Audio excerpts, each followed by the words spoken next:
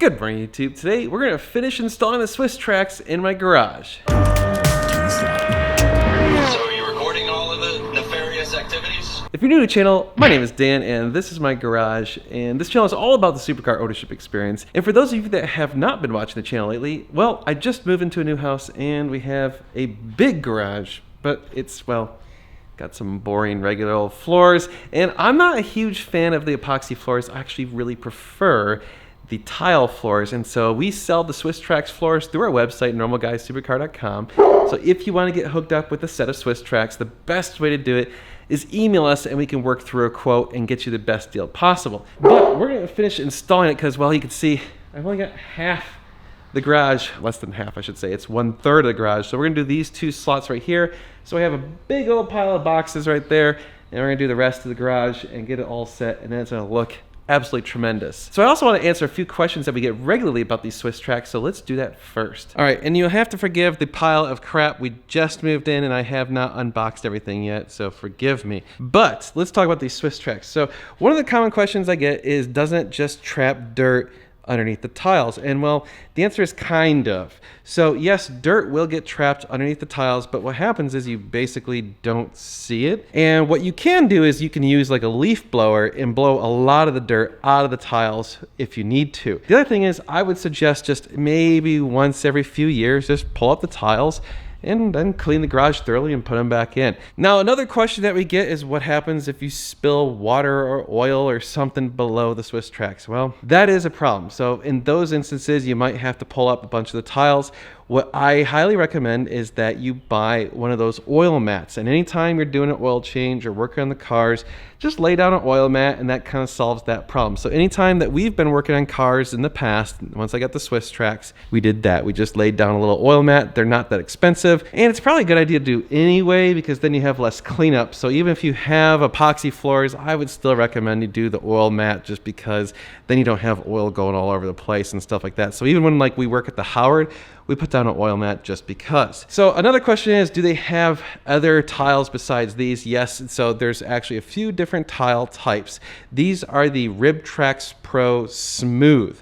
The reason I like these is, as you can see, it is very smooth, and what that does is allows it so that you can kneel. It's like, see, if I kneel with my knee on it, it does not hurt my knee. The RibTrax Pro regular ones kind of hurt your knee if you kneel on them. That's why I didn't like them. Now the downside is these show a little bit more dirt. You can see like there's a tire mark there if you look really carefully, versus the regular RibTrax, pretty much nothing shows. So all that means is every once in a while you might have to like spray these down or go over them with a broom, or I don't know. I mean, I've had these for many years and they look fantastic. As you can see, these are the ones that I've had for a long time. Also, installation is super easy. They just clip into place. My preference is that when you have the edges, that you have the edges have the loops, not the pegs. So you want to have the looped edges. The reason is I think they hold better. Also, if you're going to be using a ton of cutting, you can use one of these tile cutters. We can get you these. They're not cheap, but they do a really good job. If you're going to like partner up with some buddies, maybe it might be worth it for a bunch of you to get one of those together. All right, YouTube, we're going to throw down the rest of these tiles, make the garage look awesome. That's kind of like phase one of the garage. After that, we have some more stuff going to be coming up in some more videos. Like, we're going to paint the ceiling black. We're going to install the hexagon lights. I'm going to install side mount garage door openers. We're going to install an air conditioner, and we're also going to insulate the garage. So all those things will come up soon. I even am installing a lift, although I have some bad news.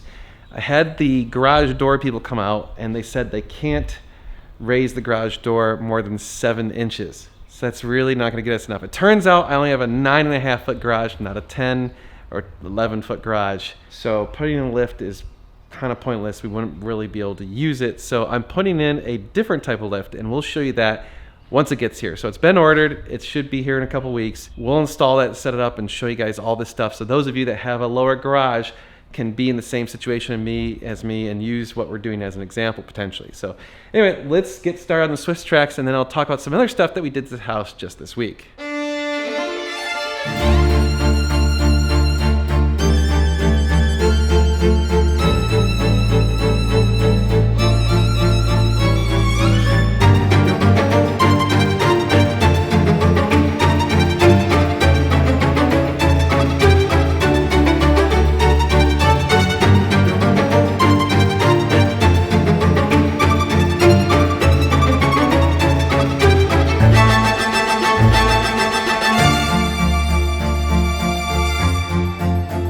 YouTube.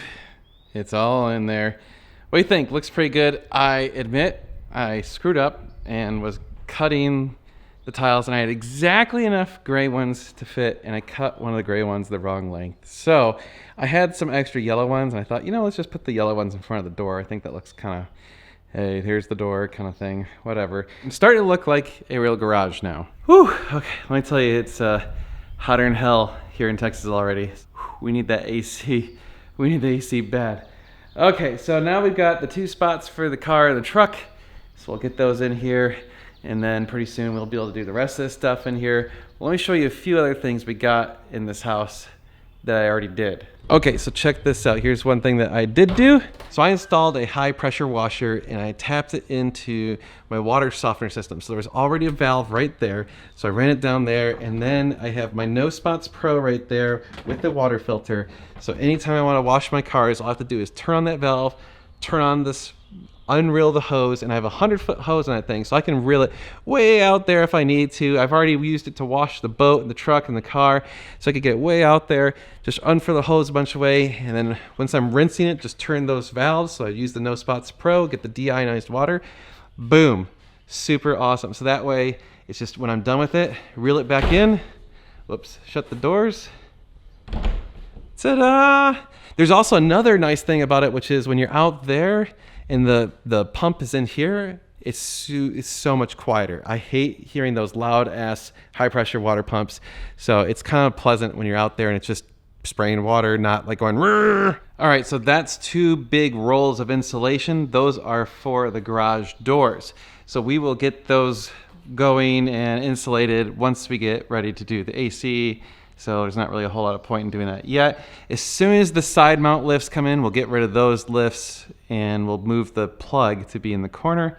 All right, so one small flaw with this backyard is that the sun sets that direction. So what happens is, as you can see, the sunlight starts to creep in, and eventually it's like all the way in, almost up to the windows. So the couch and all this outdoor space starts to become unusable. So I installed these shades right here, and you basically just manually crank them down, and then I mounted little clips right there, right there, you can see, and then you just kind of take those little danglies and attach them to the clips. Now the clips right now have these kind of ghetto ropes. Well, I ordered some new bungee cords that are the proper length. They should be here any day. So once we get those, I'll show these things. We did test them out yesterday and it worked really well. So in probably another 15 minutes, we'll need to crank these things down. All right, so you can see that's what it looks like with one shade down, already blocking a ton of the lights. All right, there you go. You can see shades work really well. Even when it's windy, they blow and then kind of stretch with the little elastic bands. So another thing that I did yesterday is over here in the pool, there is a little hole right there. And that hole is for an umbrella.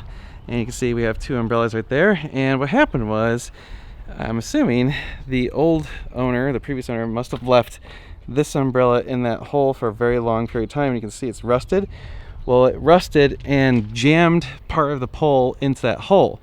So I had to go in there and use pliers and screwdriver and some other stuff and kind of bend it so I could get a good grip on it and then yank it out of that hole. It was in there super good, but now we can actually put a little umbrella on a splash pad, and that works really nice when it's really hot and sunny. So you can sit there in the pool, in the shade, on the splash pad and just kind of enjoy it. Yeah, and here's what the shades look like from the outside. You can see they look pretty decent. So I'm very happy with that. The office is basically sorted, not quite. So we're gonna mount that on the wall. So that is actually a fold-out desk that when Megan's working, she can use that. We've got the desk set up. We've got all this set. I have too many chairs now. I also have it set up to be able to charge my batteries and camera gear and all that stuff. And I have shipping stuff for when you guys buy parts and other camera gear. And so it's just stuff everywhere. So yes, we've got this working and I'm able to actually do stuff now. All right, guys, that's it for this video. So thank you so much for watching. Again, if you're interested in getting some Swiss tracks, send us an email, sales@normalguysupercar.com. We can get you the best deal possible on Swiss tracks. So we'll work with you to figure out the dimensions you need, what tiles you want, what colors you want, all that stuff. So hit us up. Otherwise, if you guys just want some parts and other services that we sell, go visit normalguysupercar.com. We do appreciate when you guys do that. It supports us and keeps us going. Also use the code NGS10. It takes off 10% most of the things we sell. And finally, like, share, and subscribe. We do appreciate that as well. Thank you so much. It keeps this channel going. You guys are amazing. We're going to be doing a lot of car stuff, so you're going to want to stay tuned.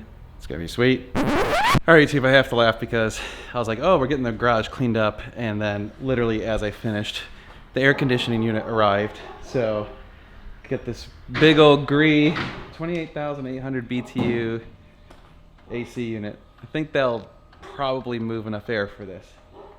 Probably. So we'll install it very soon, so stay tuned for that.